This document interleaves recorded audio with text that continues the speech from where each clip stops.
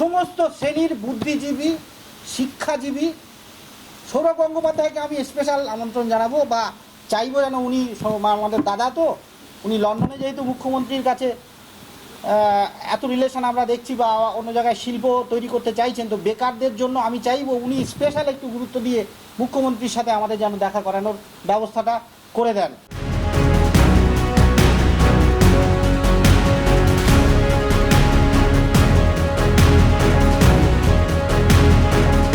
চলতি মাসের 21 তারিখে নবান্ন অভিযানের ডাক দিয়েছিলেন চাকরিহারাদের একাংশ।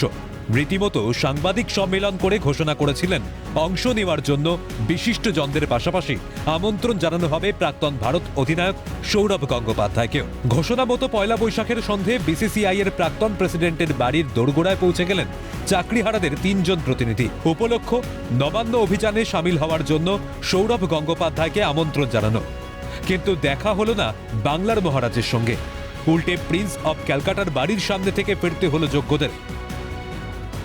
এখানের অফিসিয়ালরা বললেন যে এইভাবে চিঠি নেওয়া যায় না, ওনার একটা অফিস আছে পাশে, অন্য দিন যে কোনো অফিস টাইমে এসে ওখানে অফিসিয়াল প্রসিডিওর মেনটেন করে তারপরে চিঠি জমা করতে বলেছেন। তারপরে দরকার হলে তারপরে এখান থেকে হয়তো আমাদের সাথে যোগাযোগ করে নেবে। আমরা আশাবাদী যাতে আমাদের যে দীর্ঘদিন ধরে যে বঞ্চনা আছে, যাতে উনি এই বিষয়ে আমাদের মানবিক মুখ্যমন্ত্রীর কাছে বিষয়টা যাতে তুলে ধরেন। না, আমরা দিতে পারলাম না। আমরা তো অবাক হয়ে যাচ্ছি যে একজনের বাড়িতে এসে ওনার বাড়িতে একটা ড্রপ বক্সও আমরা চিঠি দেওয়ার সুযোগ পেলাম না।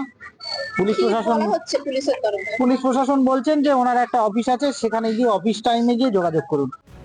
খবর পেয়ে পুলিশ গিয়ে সৌরভ গঙ্গোপাধ্যায়ের বাড়ির সামনে থেকে আটক করে চাকরিহারাদের, নিয়ে যায় ঠাকুরপুকুর থানায়। পুলিশের গাড়ি থেকে নামতে গিয়ে আহত হন এক চাকরিহারা। এই যদি শহরের এক প্রান্তের চিত্র হয়, অন্য প্রান্তের চিত্র রায় পুনর্বিবেচনার হালখাতার দাবি তুলে পথে চাকরিহারা যোগ্যরা। নববর্ষর দিন যেখানে সারা বাংলা উৎসব মুখরিত, সেখানে এ রাজ্যের যারা শিক্ষক তারা পথে নেমেছে। চাকরিহারা শিক্ষকেরা আজকে একটি প্রতিবাদ মিছিলে ডাক দিয়েছেন। ওয়েলিংটন থেকে তাদের এই প্রতিবাদ মিছিল শুরু হয়েছে, যাবে ওয়াই চ্যানেল পর্যন্ত। ইতিমধ্যে যারা চাকরিহারা শিক্ষকেরা রয়েছে তারা প্রত্যেকে নিজের হাতে যে মোবাইল রয়েছে, মোবাইলের ফ্ল্যাশ জ্বালিয়ে তারা প্রতিবাদে সামিল হয়েছে। মূলত তারা বলেছেন যে তাদের জীবন কার্যত অন্ধকারাচ্ছন্ন, অন্ধকারে ভরে গিয়েছে তাদের জীবন।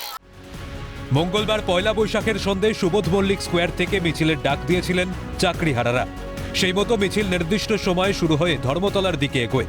চাকরি হারানোর পর থেকে জীবনে ঘোরতর অমানিসার অন্ধকার। এই অবস্থায় মোবাইলের ফ্ল্যাশ জেলে অন্ধকারময় জীবনে একটু আলোর সন্ধান চাকরিহারাদের।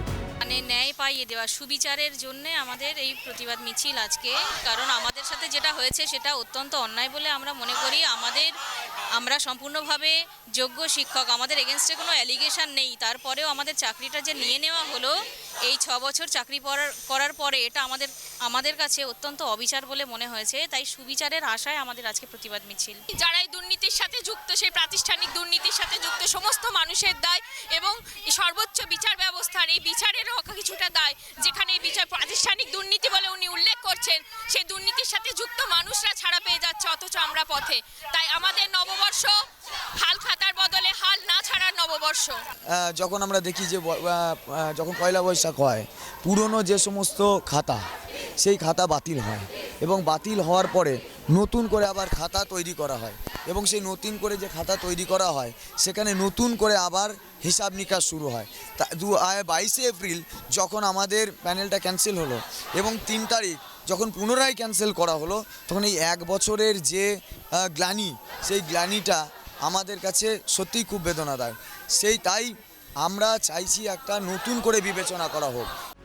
মিছিল ধর্মতলায় পৌঁছানোর পর মানববন্ধন কর্মসূচিও পালন করেন চাকরিহারা যোগ্যরা, যেন একে অপরের দুঃখ ছুঁয়ে ভাগ করে নেওয়ার চেষ্টা। ক্যামেরায় জ্যাকি সিং এর সঙ্গে রেশমি দাস ও রাজীব নস্করের রিপোর্ট, ক্যালকাটা নিউজ।